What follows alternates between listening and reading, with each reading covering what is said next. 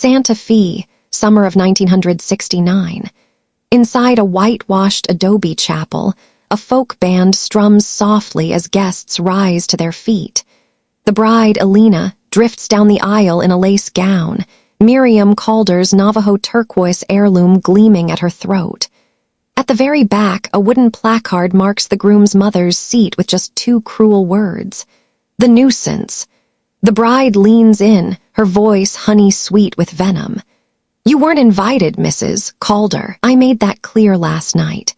Miriam smooths her lace gloves, lips curving into a calm smile. "You're right, dear. I wasn't invited, but my guest was." The adobe doors slam open.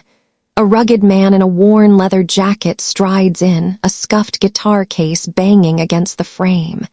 His voice cuts through the chapel like desert thunder. "Hello, Sadie Voss, thought you could hide forever." The bouquet of sunflowers slips from the bride's hands, petals scattering across the red clay floor. The crowd gasps. Miriam lifts her chin, steady and unshaken.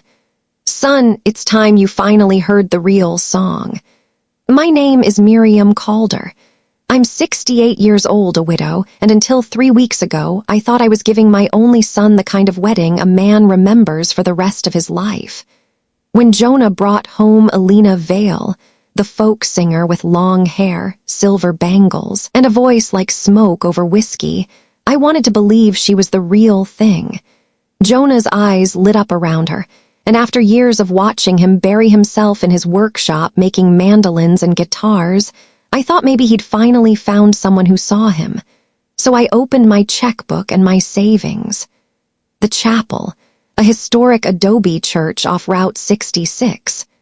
The reception, a Pueblo ranch with lanterns strung across the courtyard. The dress, a vintage lace gown from my old friend Agnes Doyle's bridal shop, hand-stitched, worth nearly $10,000.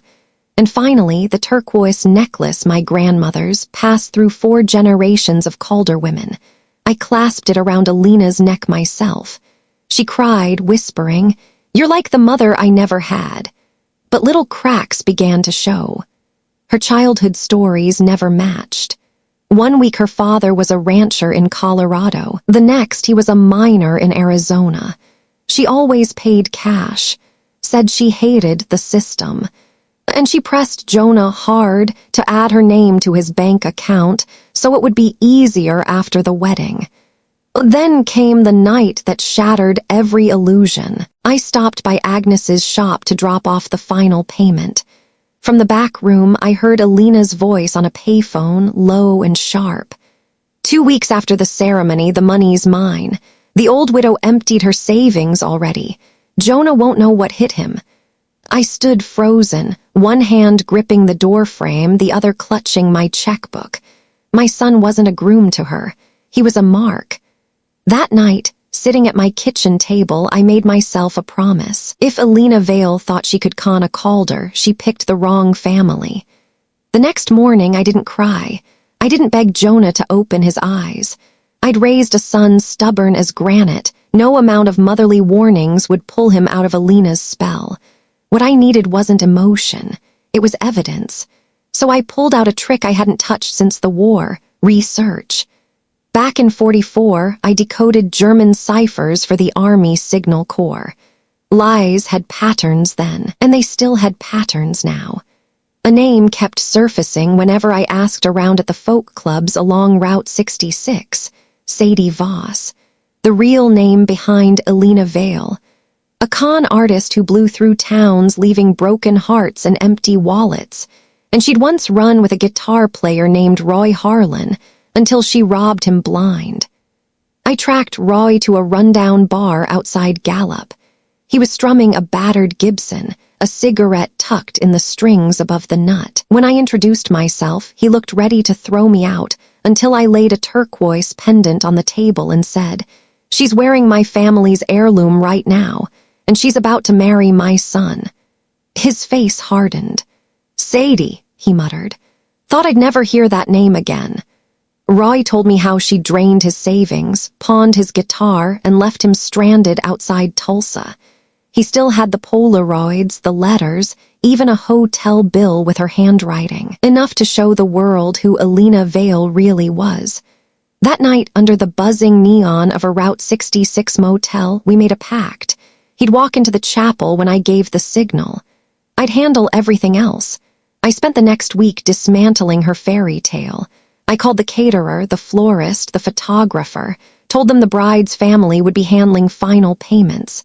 I gave them a phone number I knew she never answered. I sent copies of Roy's letters to the U.S. postal inspectors, the only men in this country who treat mail fraud like high treason. And then I waited. I let Jonah believe I was off antiquing in Taos, smiling through clenched teeth when he told me Elena just wanted peace. But every night, I sat by the kitchen phone, a glass of bourbon in hand, rehearsing one truth over and over.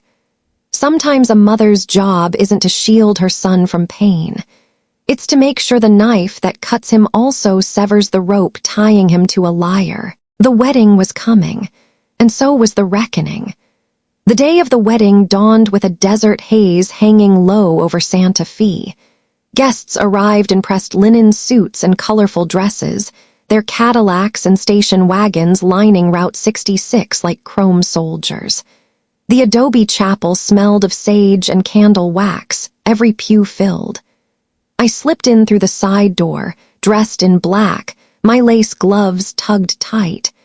From the shadows, I watched Jonah at the altar, beaming, blind. Elena Vale, Sadie Voss, swept down the aisle in vintage lace, turquoise glowing at her throat.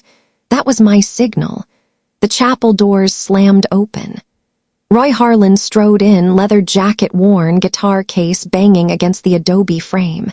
His voice cracked like thunder in the desert. "Hello, Sadie Voss. Did you really think you could vanish?" Gasps rippled through the crowd. Elena froze mid-stride, her sunflowers slipping from her hands, scattering petals across the clay tiles. Jonah's smile faltered. "Who is this?" he demanded. Roy set his guitar case on the floor and pulled out a battered envelope. He held up a Polaroid. Elena, no, Sadie laughing at a Tulsa motel, his arm draped around her. Another photo, her handwriting on a hotel bill. Another, a Western Union slip signed Sadie Voss. Jonah shook his head. "No, that's not her." Roy's voice sharpened. "You want more proof, son? I've got her voice on tape." He lifted a reel-to-reel recorder, the tape already spinning. Through the crackling static, her words filled the chapel. "The widow's easy. She's already emptied her savings. The boy's a mama's boy, sweet, gullible. By the time he notices, I'll be long gone." The air sucked out of the room. Jonah turned to Elena, his face drained of color. "Is it true?" Her voice rose in panic, sugar curdling into venom. "They're lying. Your mother's jealous. She hates that you chose me over her. She dragged this washed-up guitar player here to ruin us." Every eye turned to me. For a moment, silence held.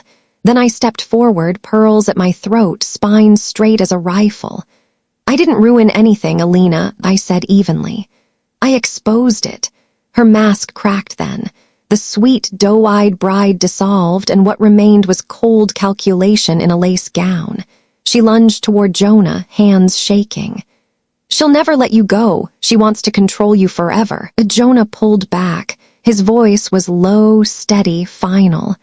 "No, she wants to save me, and now I see she already has." Just then, the rear doors opened once more. Two men in brown suits stepped inside, badges flashing in the candlelight. "Sadie Voss," one of them called. "United States Postal Inspection Service. You're under arrest for mail fraud, identity theft, and conspiracy." The chapel erupted. Guests whispered, clutched their pearls, some even pulled out pocket cameras. And in the center of it all, the bride of the hour, my son's almost wife, was led away in handcuffs, lace train dragging through the dust of her own lies. The chapel sat in stunned silence as the turquoise necklace clinked against the cuffs on Sadie's wrists. She fought the inspectors every step of the aisle, spitting promises of lawyers, threats of revenge, even curses in Spanish she thought would make her sound worldly. But no one moved to help her, not a single guest. Jonah stood frozen at the altar, still in his suit, hands trembling at his sides. For the first time since he was a boy, I saw my son look truly lost. When the inspectors pulled Sadie out into the desert sun, Jonah finally turned. His eyes found mine across the pews. He walked straight to me, the crowd parting like a tide. Without a word, he unclasped the turquoise necklace from around her neck and pressed it into my hands. "This belongs to you," he whispered. I shook my head. "No, Jonah, it belongs to the woman you marry when you know her love is real." Tears burned in his eyes. His voice cracked like it did when he was 10 years old and lost his first dog. "Mom, I'm sorry for not listening, for believing her over you." I straightened his tie the same way I had on his first day of school. "You weren't blind, son. You were in love with the person you thought she was. That's no sin. It just means you're human." He exhaled, shoulders sagging under the weight of humiliation. "What if I can't trust anyone again?" "You will," I said firmly. "But this time you'll trust with your eyes open. And next time you'll introduce her to me a whole lot sooner." The corner of his mouth twitched into the first smile I'd seen in weeks. He laughed, shaky but real. "Fair enough." Behind us, the guests began to stir, murmuring, moving toward the reception hall. Jonah glanced around, cleared his throat, and said, "Well, the band's paid, the food's hot, and the bar's open. Might as well eat." Nervous chuckles rose into genuine laughter. People clapped him on the back, called him brave, and within minutes the courtyard filled with music again. Not a wedding, but something better, truth without pretense. Later, as the desert twilight painted the adobe walls gold, Jonah and I sat together on the chapel steps. He looked out at the horizon, then at me. "You played her like a general, Mom." I gave a tired smile. Not like a general, like a mother who wasn't about to let her son drown while she still had breath to fight. He slipped his arm around my shoulders, and for the first time in months, I let myself breathe. Sometimes, the hardest way to love someone is to break their heart so you can save their life. And sometimes, the best weddings are the ones that never happen.